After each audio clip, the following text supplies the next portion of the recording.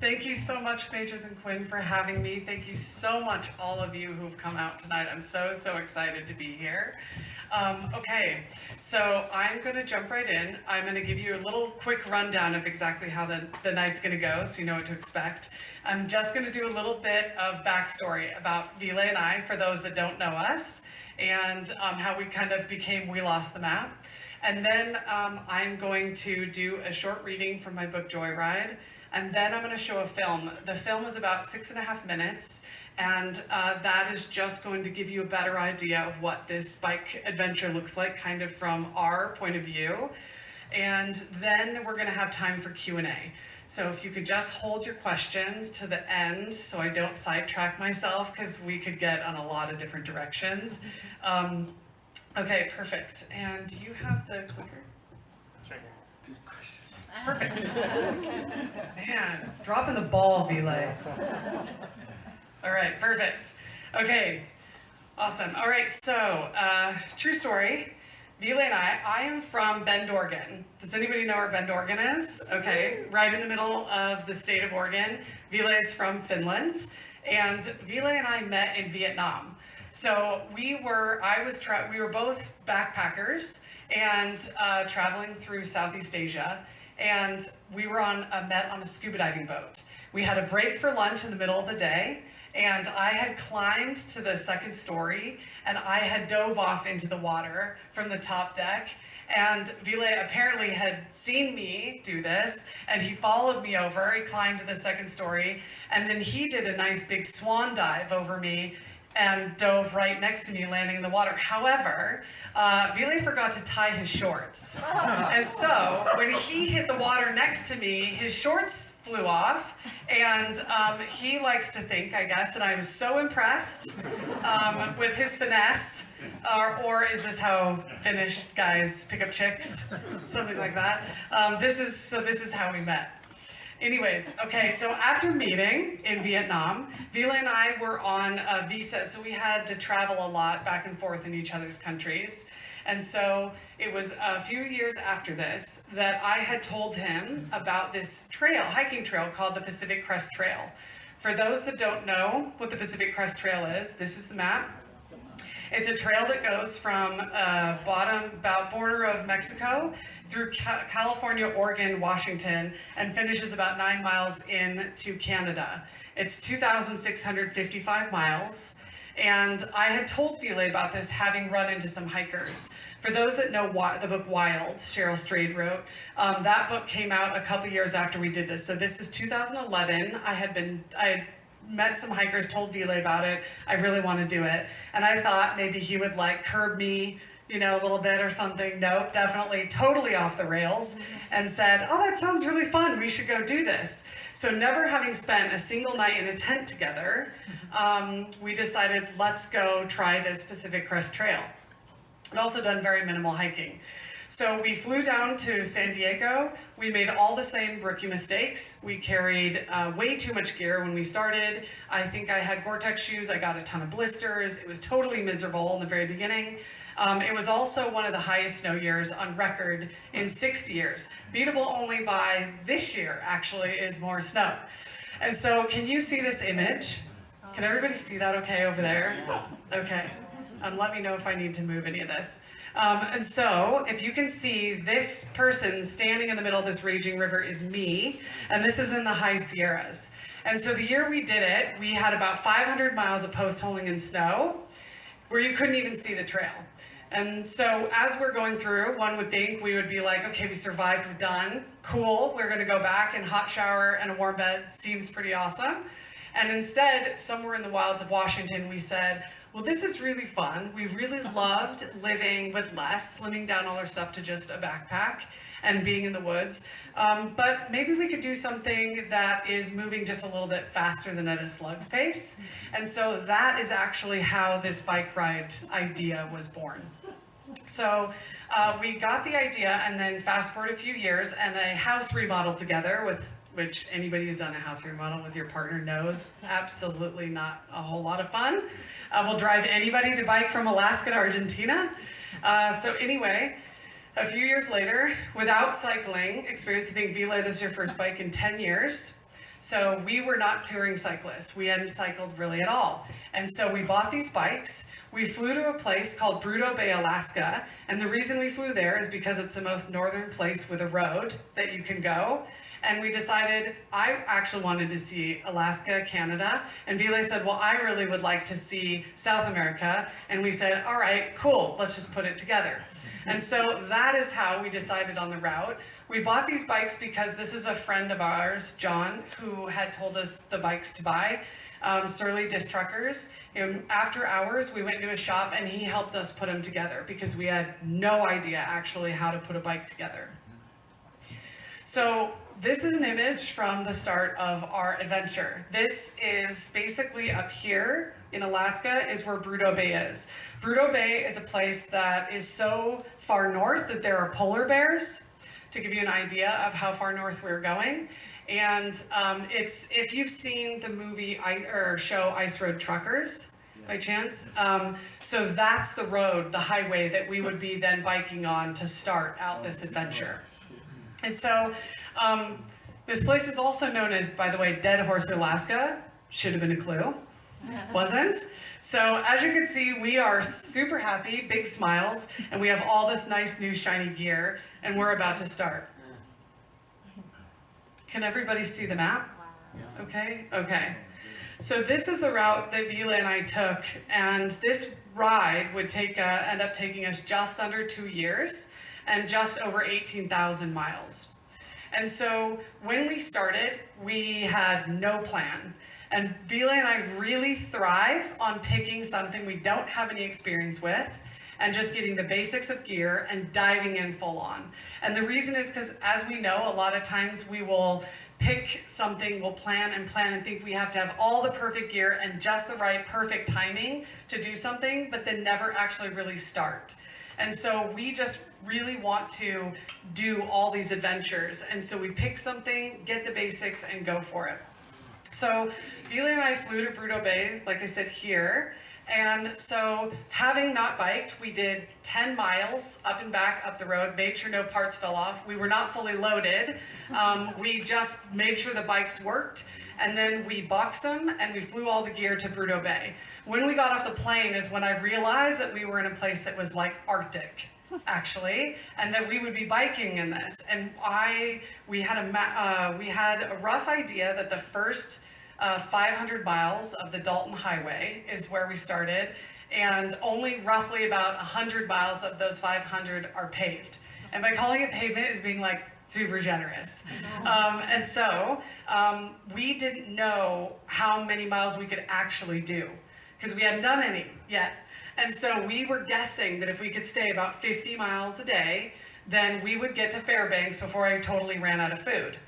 And so that first 500 miles, for those that don't know, there is absolutely nothing up there except one lone gas station / restaurant midway on the Dalton Highway. So it's about 5 days in. Okay, so to give you an idea of gear for those cyclists and non-cyclists out there, these are our bikes. They're matching because, again, we got a deal from a friend. We have 4 panniers. In these panniers, we have everything for surviving. We've got basically like 2 shirts, 2 shorts. We have sleeping gear, which is a thermal top and bottom, rain gear top and bottom, and a puffy jacket. That's pretty much it. And so then Ville, you can see back here, he's carrying the tent on the back.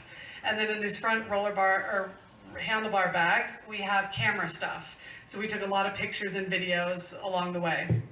Does anybody recognize what this is? By chance? So it's a beaver. Ville thinks it looks like a what? Turtle. Oh, he thinks it looks like a turtle. It is a beaver. It is from the Oregon flag, the Oregon state flag. And does anybody recognize this Swedish flag? Yes, it is the Finnish flag. I'm totally teasing him. He really likes it when we call it the Swedish flag. Okay. All right, so this is an image taken from the very beginning. Yeah, so where we started, like I said, the road, I didn't realize this, all of this right here is tundra. And we would not actually be able to camp on any of this because this is so wet. It's like a sponge. And so we would have to camp on these side roads, maintenance roads. And do you see this? This is the oil pipeline. So the only reason this road exists is because all the way to the top in Bruto Bay is an oil field. And so this is the maintenance road for the oil field.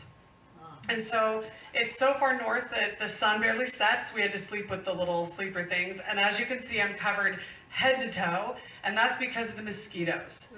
They are basically the size of flying pterodactyls. Such a bummer.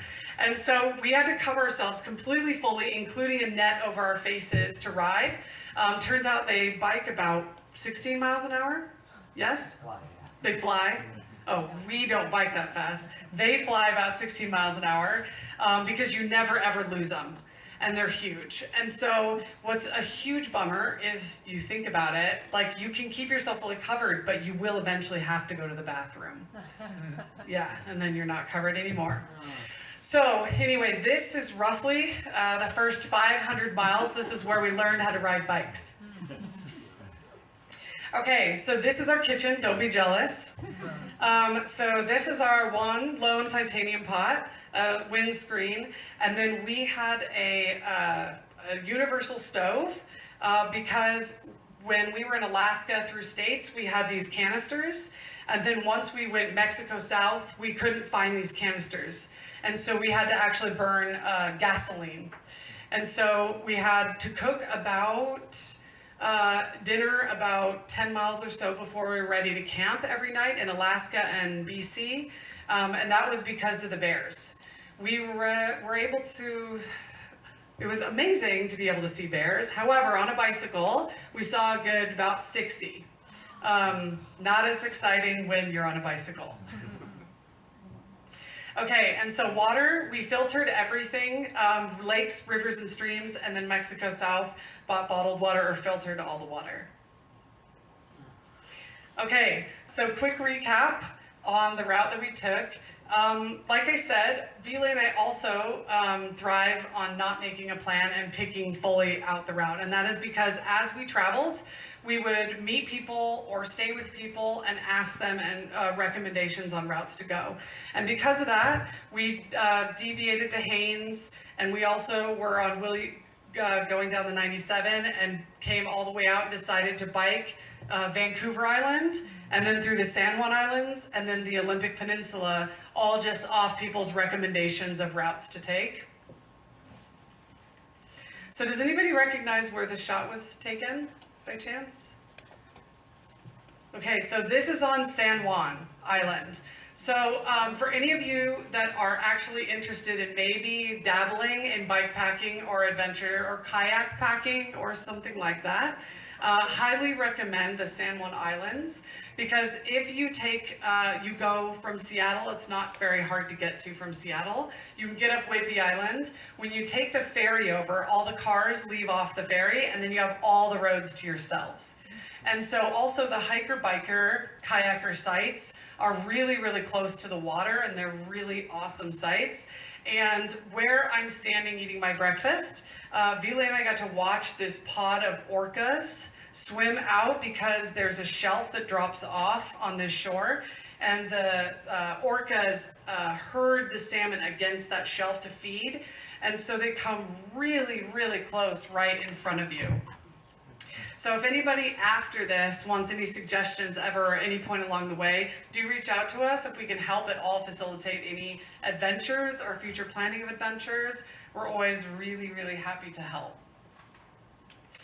Okay, so one of the big bummers of Oregon in fall is about when Vila and I reached Portland, Oregon, and Bend, where I'm from. And so we climbed back over to the coast. And for anybody that knows Oregon weather, it's probably really similar here. I'm guessing fall rain. Do you get a lot of rain here? Maybe not? Okay. Not as much as Oregon. Okay, Oregon coastal rain is basically like standing in a cold shower, and you're completely drenched, and it doesn't stop, like all day, all night, it's constant.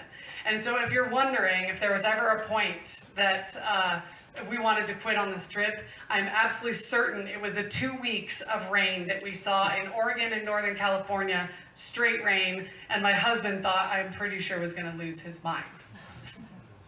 So this is a shot of, because it rained all day, all the time, we would have to find a grocery store and find an awning in a grocery store, and we would pull our tent stuff out, and these are shopping carts. So we drape all our stuff over shopping carts and try and get it to air dry during the day so we could sleep in it that night. I think somewhere in Northern California we finally had to buy a tarp and stretch it out over our tent because it was so waterlogged that it wasn't holding water anymore. So this doesn't really need an explanation, but Golden Gate Bridge.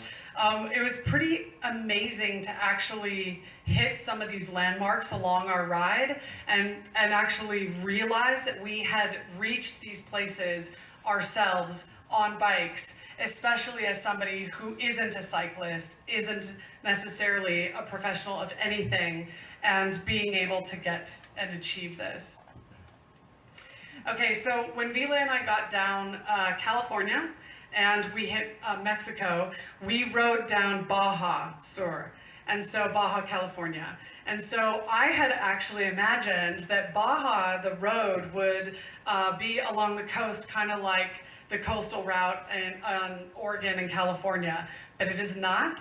Unfortunately, it zigzags back and forth across the Baja, touching the coast, a teaser, and then it goes right through the middle and all the way back to the other coast. And so it was quite windy because there's water on both sides, and as you can see, there's not a lot of tree breaks. So Vila and I zigzagged down Baja, and so one thing we discovered, we had only had one puncture on my tire in Canada so far, and that's a decent distance. We had really excellent Schwalbe Marathon tires. They have a steel radial like a car tire, and that's why they don't puncture so much. And so I had one puncture in Canada, and then when we hit Baja, thanks to these guys, and pretty much everything else that has these giant needles on them everywhere, we were patching quite a few tires. The other thing we discovered in Baja is that when we go to sleep in our tent, we would take our shoes off and put them outside in the vestibule outside to sleep. And in the morning, a handful of occasions, we did find scorpions inside our shoes that we had to dump out before we kept going. So it's like the pet you never wanted. Yeah. Okay, so like I said, we had gone down Baja, we circled the tip, and then we took a ferry over to Mazatlan. And so from here, we could have gone down the coastal route down the coast of Mexico, but it would have been really hot and humid. Both of us are not big fans of the heat. And also, we had really, really wanted to see central Mexico. So to give you an idea, this is about Guadalajara, Mexico City, Oaxaca, Chiapas areas that we biked through before crossing in through Central America. So when Vila and I started this trip, we had rented our house out in Oregon, and we had only $800 US to spend total per month on this trip, which may sound like a decent amount, but from Alaska to the border of Mexico, it was not.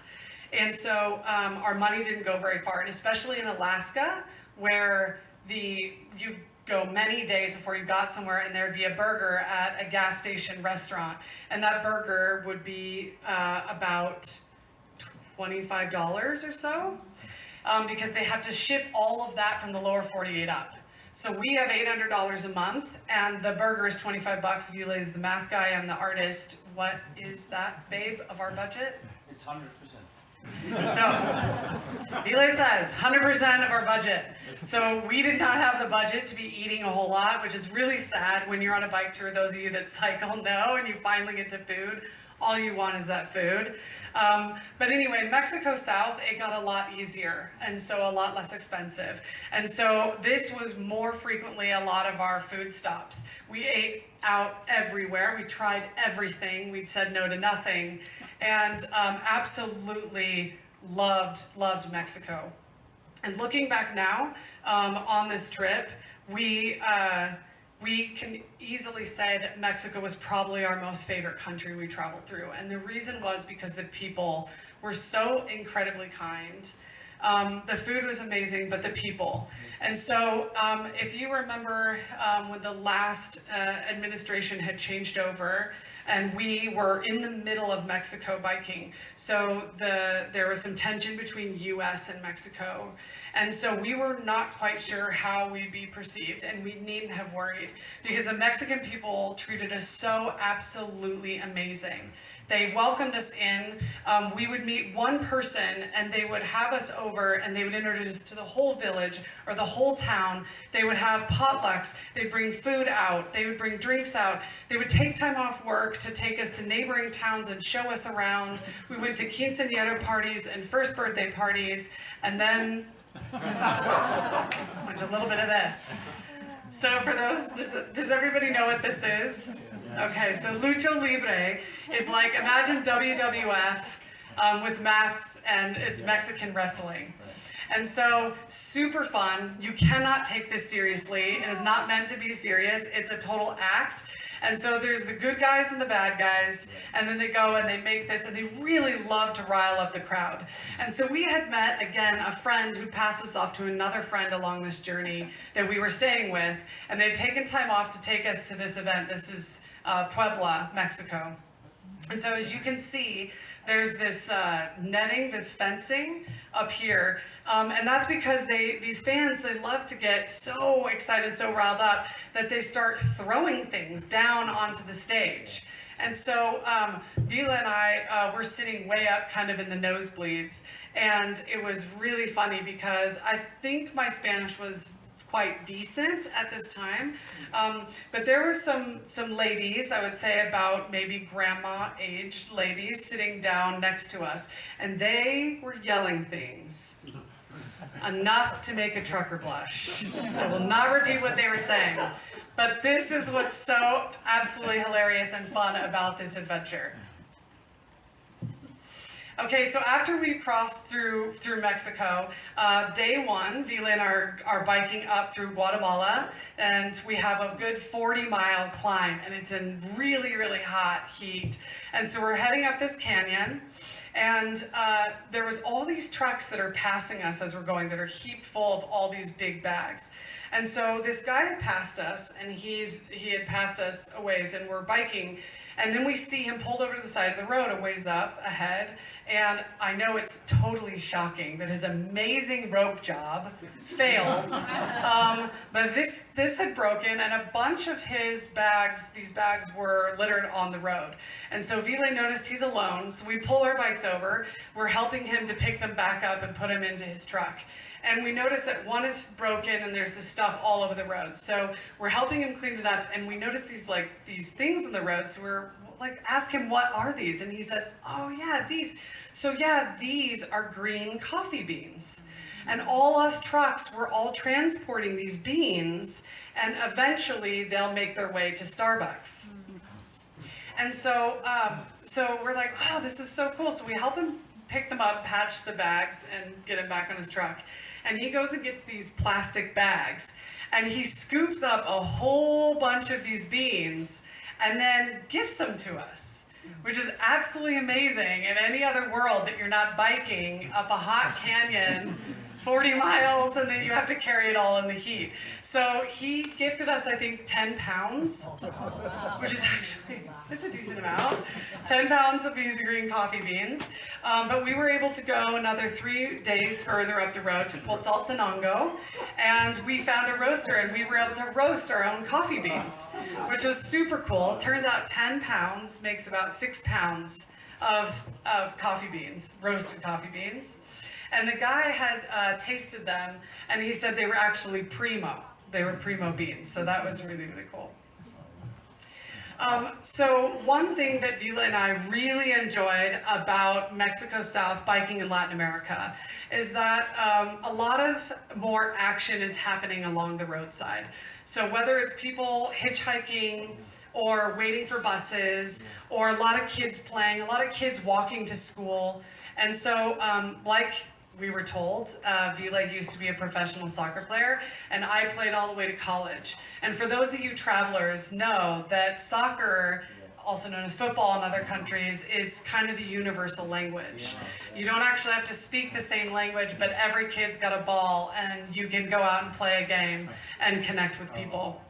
So we have pulled off to the side of the road.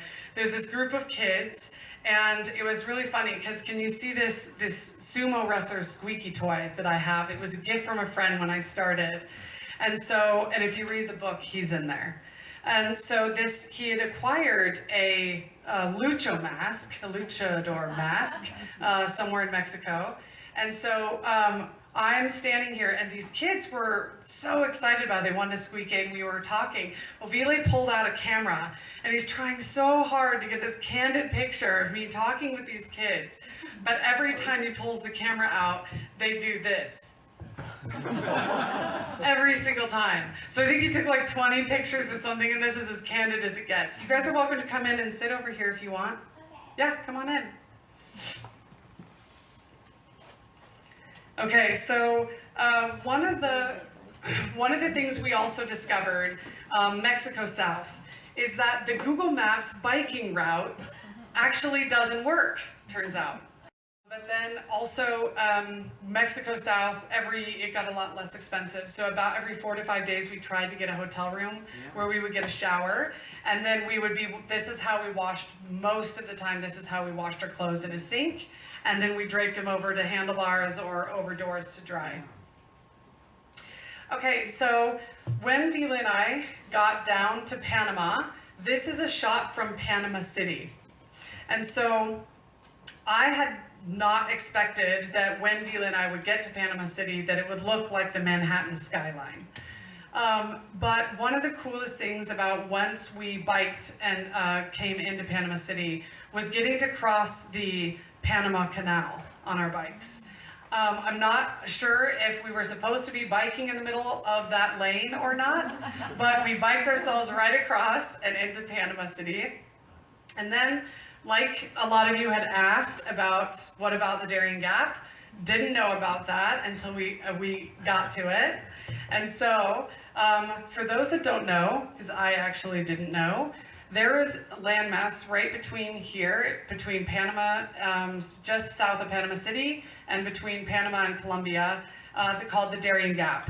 And this space, there's no roads. Right. And they're not planning to make any roads because they're trying to kind of stop the drug trafficking and movement through there, illegal movement through there.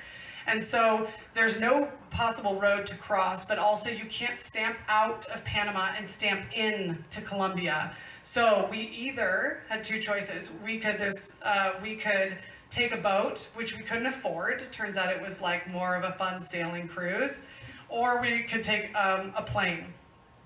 And so we opted for the plane, and that was why in Panama City we had to find a bike shop, and we pulled the bikes apart, boxed them, and then we flew to Cartagena, Colombia here, and then biked south. And so for the next part, I'm going to show a video, but I'm going to give you some context to that so that you know kind of what to look for in that video, the film, and this is something Vile made. Okay, so turns out, from the moment you leave Cartagena at the coast, you hit the Andes mountain chain. And the Andes mountain chain runs from the minute you leave the coast all the way basically to the bottom of South America. And so, just Peru. So there is a city just south of Huánuco here, Ayacucho, and it starts here and it goes to Cusco. And so it's about a 380-mile stretch of road, and you cross, depending how you count them, roughly between 8 to 10 passes in there to cross. And in those 380 miles, this, by the way, is aptly named the roller coaster of death. Clue, yes. And in that 380-mile section, Vile and I climbed and descended the equivalent as if we had gone from sea level to the top of Everest twice, just in that one 380-mile section. So basically about 61,000 feet of elevation gain, 60, 61 of descent in just that one section. So then after Peru, we came through Bolivia, and then we biked through Bolivia, and there's the Salar de Uyuni, which is the largest salt flat here. When Vila and I got to the border of Argentina, this is the last of 15 countries we'll now travel through, Argentina and Chile, that we'll travel through until we finish this bike tour at the bottom here. And so what's crazy is I had no idea Argentina was quite so big. And so when we get to the border here, and we're now entering the last country we're going to bike before we're going to end this crazy long journey, we still have roughly 4,000 miles to bike. And so to give you an idea of what that is in distance, it's as if you were going to go coast to coast US and halfway back. That's a distance we still have to go in our final country, to do this ride. So the other thing that you'll notice is when we got down south, is the Chilean side is really like a washing machine. It rained about 4 days for every day of sun that we got. And then when you climbed over the mountains and you were in Argentina, it was a big giant desert. And it was really like the dryer. Because when you get down and the landmass starts narrowing, the wind starts ripping down there. And if you're wondering mileage, roughly our average miles a day we did on this trip was about 60. Our lowest mileage days, funny enough, was not actually climbing in Peru, which we did have some fairly low mile days, around 40 or so. But the worst low mileage days was actually down here in southern Patagonia. And these signs were everywhere because the gusts of wind are so strong that they tend to roll cars over. And so now we're on bicycles and this is the width of the road and you're fighting to actually bike straight in this. And so I think our worst day was down here where we maybe did, 6 miles? Because the winds were so terrible that we had to walk the bikes, and we walked them for about the 6 miles until we finally gave up and went and tried to camp. And if you'll notice, it's not like you have lots of options for camping when it's really, really windy. Okay, so now I'm going to read from my book. Can everybody hear me okay? I'm going to put this back here. I'm sorry. Is that okay? Are we good? Okay. All right, so I'm going to do a quick reading from my book, from a section that is from Argentina. All right. One of Vila's molars had been bothering him since Canada. He had attempted to fix it twice, first in Canada, then in Peru, but had not solved the problem. While riding around Lago Gral Carrera, Vila's tooth pain came back full force when he bit down on a cherry pit that lodged a broken piece of tooth farther into his gums. Scared he would have to go back to a dentist, he didn't tell me, bought a small bottle of whiskey at a gas station to dull the pain, and sipped it as we pedaled. Good job, Vila. When we arrived in the town of Perito Moreno, Vila could no longer conceal his pain or drunkenness and admitted he needed to find a dentist. After inquiring at multiple mini markets for a dentist, we were directed to what looked like a house in a less than desirable neighborhood. Maybe he takes patients through the back door, I said, trying to lighten the mood as we stood astride the bikes outside. Not funny, KG. All right, I conceded. I'm sure it will be fine. Vila knocked on the door. No response. He knocked louder. A man in a t-shirt and jeans answered. Can I help you? He asked, surprised he'd bothered after hours. Vila explained his situation in a tone the man fortunately recognized as complete desperation. I'm closed now, but come on in. Come in, he said, motioning for us to follow him inside. Vila followed him inside while I locked our bikes to the front porch. I planned to go in and sit where I could see them. I walked into a small, fairly clean waiting room with a couple of chairs and sat down. Vila was already in a back room, the door ajar, just enough to see him lying in a chair. The dentist pulled on a white lab coat but didn't bother to button it. Did you drink some alcohol? I heard the dentist ask Vila. He was sitting over the top of him with Vila's mouth pried wide open. Yes, for the pain, he replied. I mean, a couple can't ride from Alaska to Argentina sober, right, doctor? I wondered if this man was a licensed dentist. I scanned the walls for a framed license. No matter, too late now. The dentist did his best to fix Vile's tooth. He pulled out the sliver of tooth, jammed it in his gum, cleaned and filled the broken tooth. He hoped this would get him by until the end of the ride. I hoped it would get Vile back to somewhere that had dentists with framed licenses on the wall and closed storage room doors where I couldn't see tools scattered haphazardly about. I was grateful I didn't have to get a tooth fixed there. Before we left the office, Vile paid the dentist $25 for the treatment. I wasn't sure if I should be happy or concerned that it was so cheap. When we stepped outside, I said, "Did he use duct tape?" Still not funny, KG. He'd obviously sobered up in there. By the time we left the dentist, it was too late to continue. On the way there, we had seen a sign that read, "Mini Camping Raoul," and decided to backtrack. We knocked on the door of a house, and a skinny, wiry man with a long brown dreads answered. It was Raoul. After introductions, Raoul showed us his tiny fenced backyard and where to pitch our tent. We paid, took showers in the communal restrooms, and were invited into Raoul's small house to eat. Inside was a large kitchen and an aged black and white TV on a breakfast bar. There was a small bed on the floor in the back. Raoul insisted on making egg sandwiches. When we were full, he insisted on making a tray of pork ribs. Argentinians typically spoke fast, but this guy was on a whole new level. I understood about a tenth of what he said, and Vile only slightly more than I. Vile asked about the Wi-Fi, pointing to the sign up front with the word Wi-Fi appearing directly underneath Mini Camping Raoul. "Ah, see, he mumbled and waved at Vile to follow him. They walked down to the corner where Raoul put his fingers to his lips, insinuating they needed to be quiet, and he pointed at the convenience store across the street and asked, "Do you get a signal?" while pointing at Vile's cell phone. See, Vile scrolled down and found the Wi-Fi signal on his cell phone. "The password is Niño 123, he said, smiling, and disappeared across the street to buy smokes while Vile caught up on emails. "Tombola! Lottery! Shh!" Raoul said when he got back. He bumbled about looking for a remote control and turned on the TV, which had a poor quality picture. He flipped to a channel with a woman announcing lottery numbers and dug out a stack of lottery cards, laying them out one by one in front of himself, mumbling aimlessly the entire time. I contained my laughter. I tried not to look at Vile.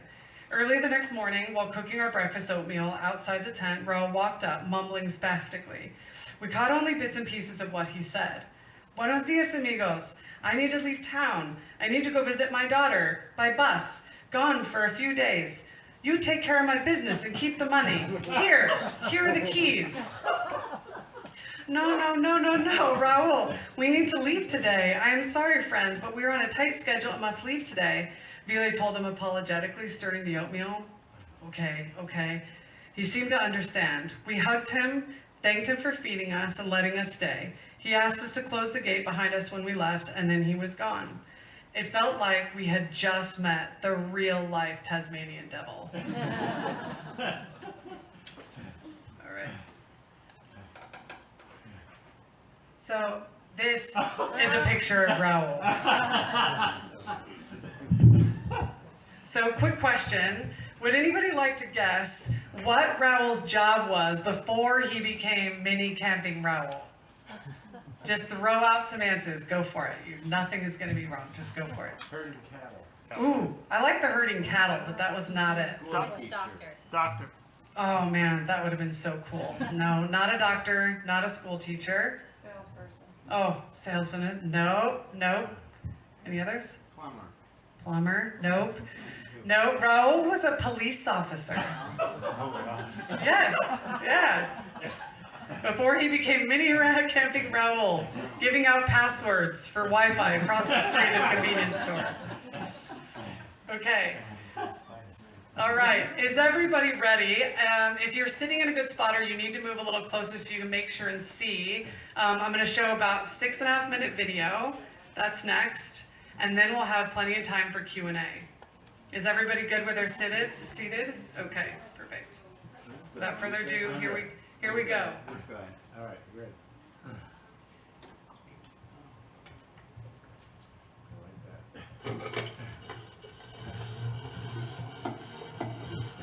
Fruto Bay.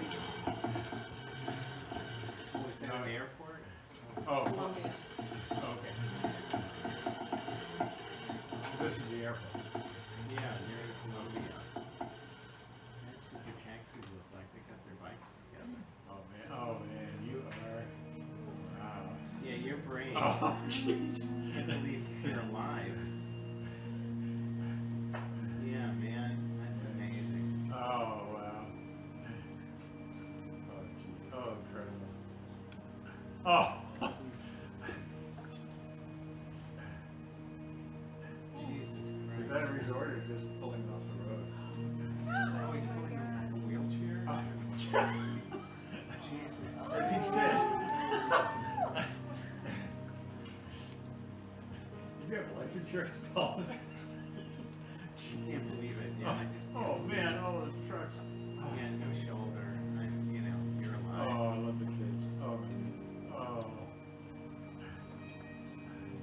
That could Oh my God, I love that. Oh my God.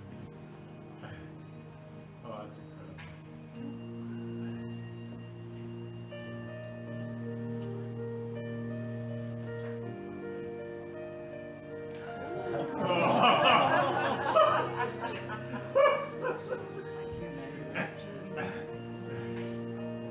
They say they're good. Oh man. Oh wow. That's a flower farm? In Ecuador? No. You don't forget that. Oh man. Oh wow. Yeah, you really don't forget that stuff. Oh man. It's amazing. Oh wow.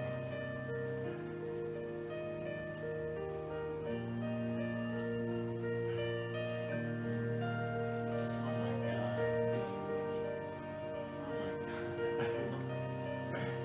Oh my God.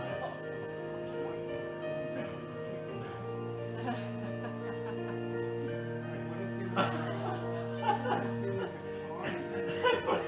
Either way, it's you or the cow. Jesus. Oh man. Oh, that's true.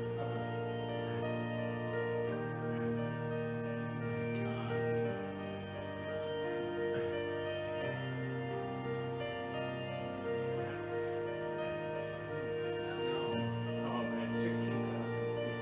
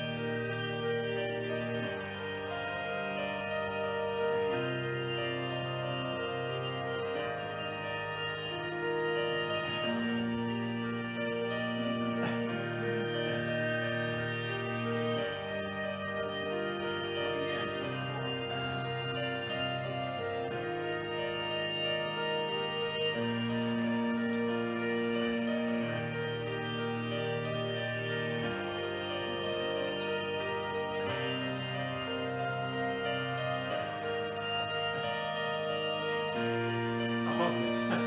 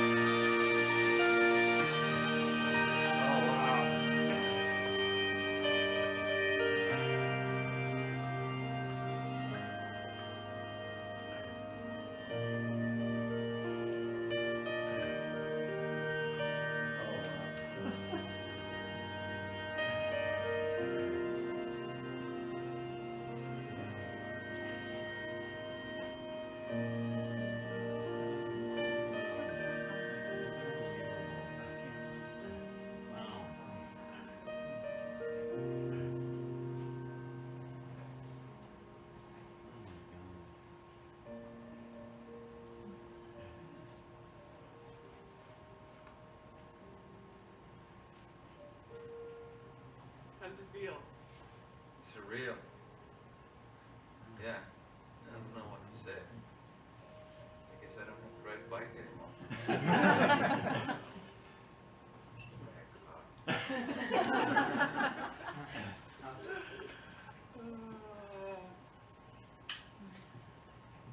Wow.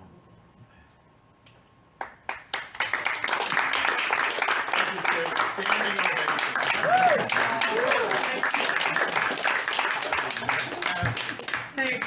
Thank you so much. Thank you so much. So, time-wise, how are we doing, okay? Are we out on time? So I am going to give you just a really quick recap on this book, just for those, so you know where kind of this road has taken us. So Vila and I, after hiking the PCT, we decided to return and give back to schools. I used to be a teacher, and so we would go back and we would talk and share this story, knowing that maybe you don't want to go do Alaska to Argentina on your bike. But our whole goal is to inspire kids like you to go and do something really cool and know that you can do it, because Vila and I were cyclists and we went out and just did this. So we started sharing the story and it continued all along the way. So the last 11 years or so we've been sharing these stories. And when you do these stories, and Vila and I normally tell and get to share the story together, people would tell us how inspired they were. And it was the kid who didn't necessarily want to do what we did, but said, thank you for being here at my school. He was a senior. He was a massive linebacker in football. He was really amazing, he said at it, but he didn't love it. It wasn't his passion. And we had inspired him to go back and tell his dad that he didn't want to play football anymore. He wanted to be a singer. And that was what he wanted to pursue. Or the teacher that said, thank you for coming to our school. You inspired me to take my kids and go camping with them on the San Juan Islands without my husband. And they said it was the best trip they did all summer. And so these stories would keep happening. And it just felt like we were really making a difference. And we believe that for all this kindness to keep happening to us, we need to give it back and we need to share it. And so we always put a smile on our faces. And while we travel, we say, hello and buenos dias and buenas tardes to everybody we meet. And sometimes you might have somebody that doesn't say it back or doesn't smile back, but you know that maybe they have a bad life or a bad day, and you say it to the next person. And 99% of the time you get it back. And we all know that what we give is what we get back. And so in this process, I decided I would write the story. So many people had asked me to share more of the story. So I took all my compiled journals. I kept a blog along the way, because Vila is from Finland, I'm from Oregon, we have family all over the world. You can't call everybody and say, yes, I'm alive, I'm fine. So I kept a blog, and you do anything long enough, you get good at it. And I wrote and I wrote. And so I gathered all of those, and I pulled from those to write an outline for my book. And then it took 3 years for me to complete this book and write all these stories. And I just finished it. And we were packed. We were heading to go bike pack from top to bottom New Zealand. And this is in November. And I got a call from my publisher who wanted to buy the rights to print my book. And so I had to carry a laptop so that we could bike top to bottom New Zealand. And I could stay on all that edit work. And my book just came out in May. And my launch was at Powell's Books in Portland, Oregon. And I have been traveling, and Vila and I have been traveling since. He is my lights guy, camera, counselor. Mainly counselor, video guy, he's all of it.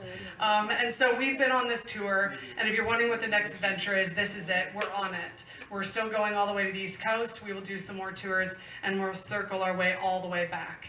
And so I just want to tell you, thank you so much for being here tonight. Really appreciate it, because you are part of our next adventure, which is this, and it's what we're on. And I just want to read you this really, really quick, because this also pertains to you, all of you tonight here. This is the dedication to my book. For all the people who helped, supported, followed, and loved us along the way. Without you, we would never have made it. Sorry. I think I would make it without crying. And for my compañera Vila, Mina Rakistan Sinua. That means I love you in Finnish. Okay. So thank you, everybody. I think we have time for questions. I feel like I'm up here. Okay, does anybody have questions? Well, everybody has a question. I have a question. Yeah. Yes. So how, well, two questions, really. So, maybe 10, I'll just ask.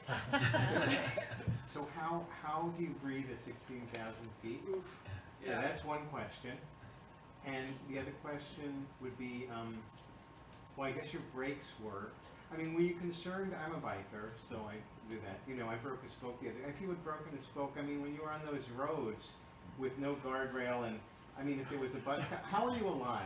That's how is it that you guys are alive? Because I guess the other piece of that is fear. When I saw that, I thought these people are crazy. They're never, you know, and I've ridden my bike in Mexico, and I've done some of that, but I didn't do what you did, and so the fear thing and I mean, I don't know how you breathe. I don't know how you do that. So, first question, yeah, about the breathing at Yeah. 16. It's lousy to breathe at 16,000 feet. The even worse is trying to sleep at those elevations, and that was the hardest part. Like, you can kind of manage the biking over those passes, but we had to be able to time it right to go over that pass. We had to sleep in over 14,000 feet, and that's horrible because you wake up multiple times feeling like you're suffocating. Right.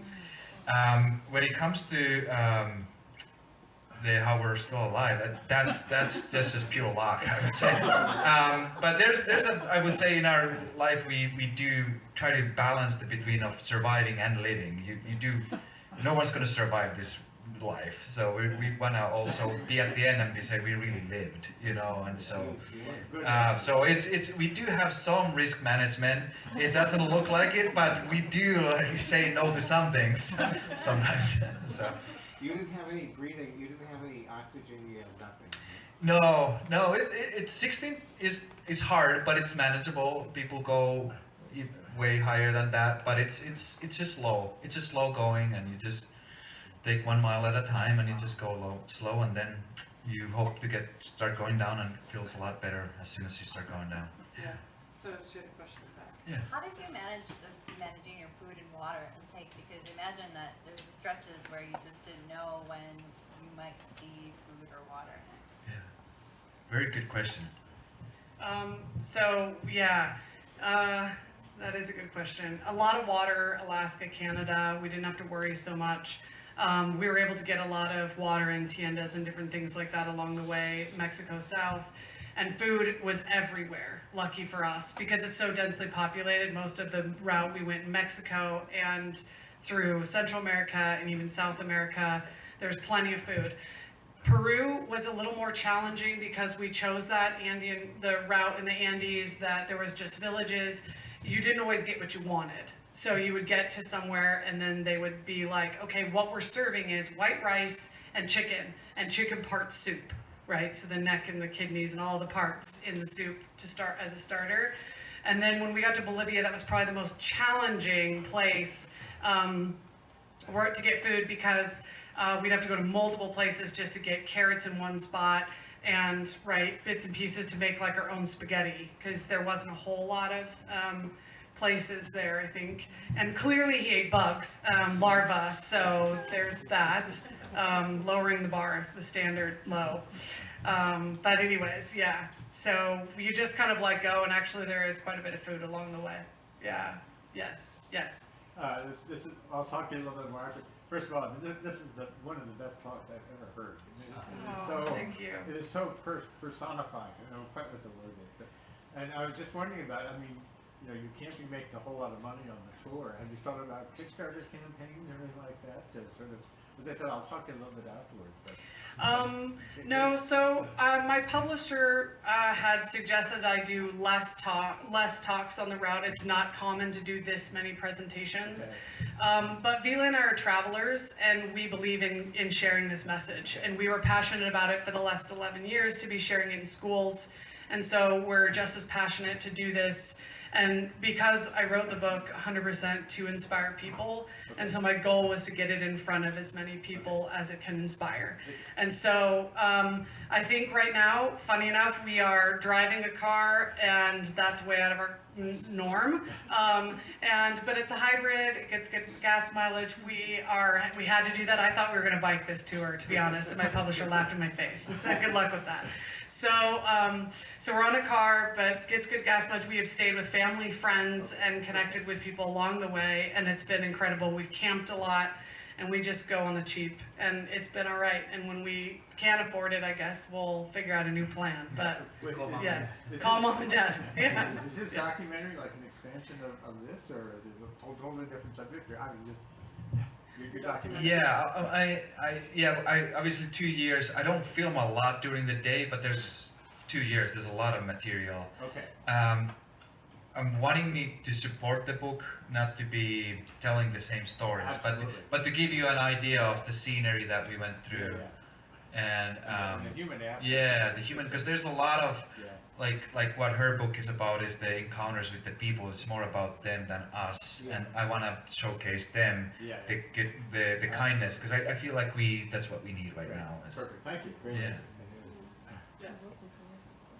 So you started out as non-bikers, but then in Alaska you became bikers already. Did you ever have to like MacGyver any carts together or do some creative fixes to get yourself to the next place? Absolutely, we had to MacGyver a lot with the bikes because of the budget. We had $25 a day, and a chain is $25. So when they say 2,000, 2,500 miles a chain, we were pushing 5,000 miles a chain, and it was, only 6 of the 30 gears were working anymore, and so.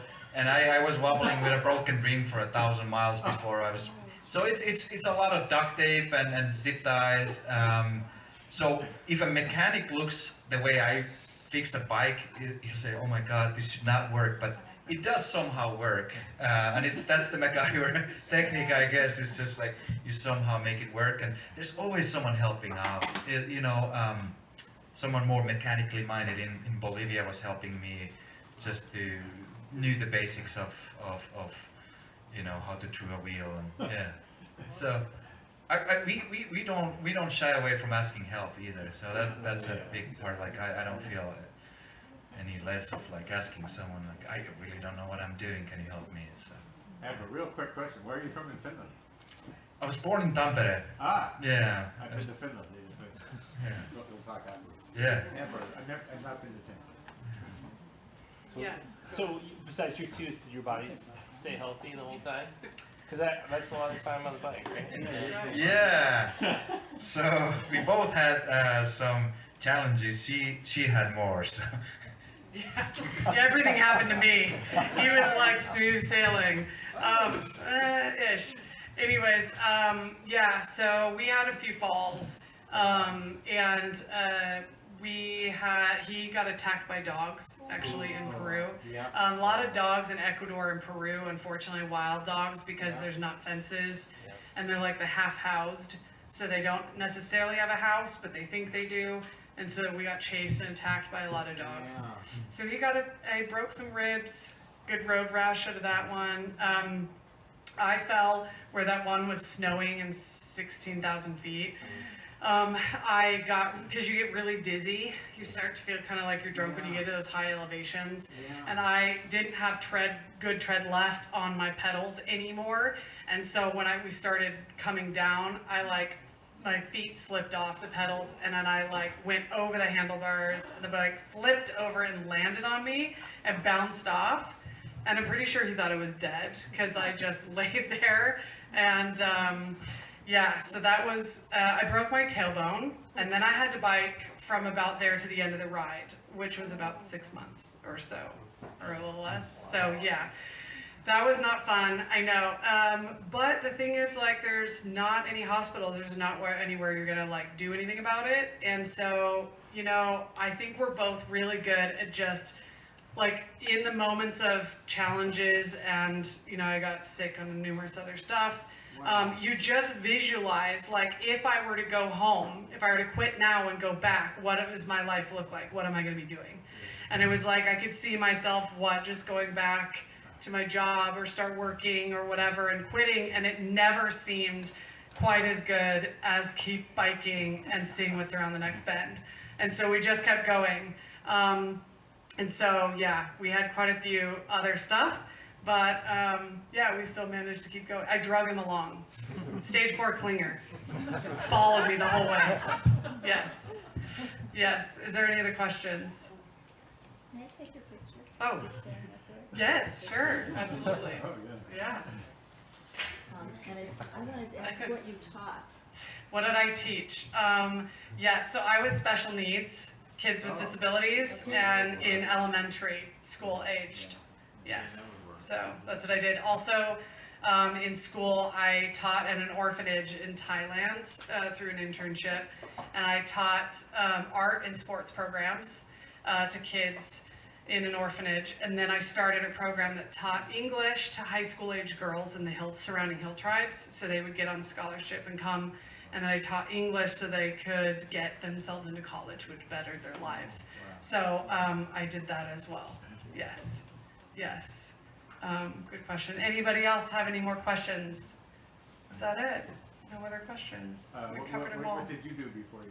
Yeah, Vila, what did you do? Pro soccer player? Stage 4 clinger, what did you do, sir? All the credits. No, between pro soccer player and biking through, did you do anything?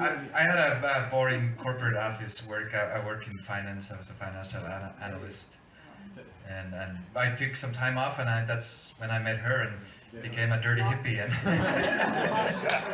There are many stories like that. yeah. Yes. So when you're lying on the road, Eddie thinks you're dead, so the next day you get back on the bike, is that it? Yeah, not to answer for you, but we had to change some settings of the bike so that the pressure would not be so much on the tailbone anymore. And yeah, she's a tough cookie. She probably won't say that.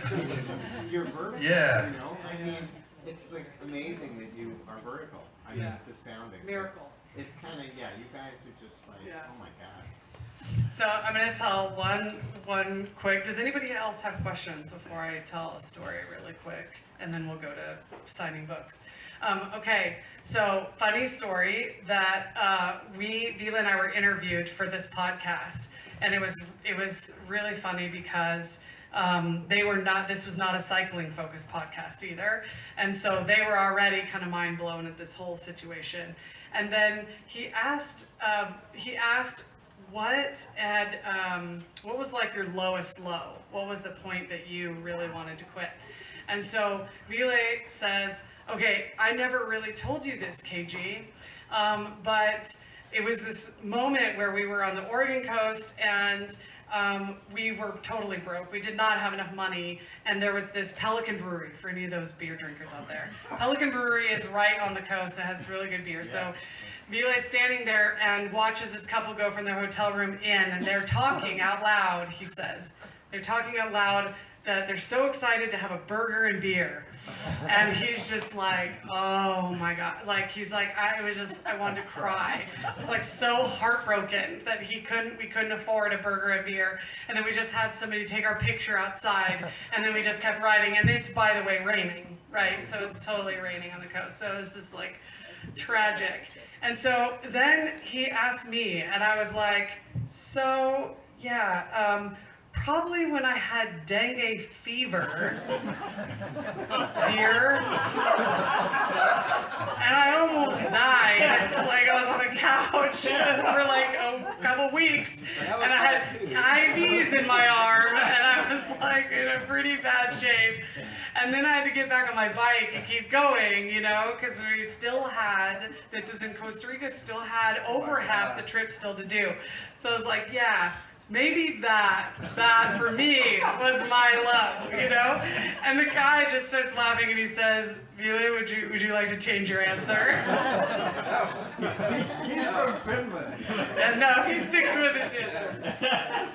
She's a drama queen. Yes. So he stands by his answer. Anyways, okay, thank you so much. If anybody has any other questions they'd like to ask us after, you're welcome to come up and speak with us. These are free. Please take as many as you want and pass them around. It's a bookmark and it has a book on the front. On the back it has a thank you to all of you, and then also it has a QR code, and that QR code you can find where you can find us. Our website is We Lost the Map.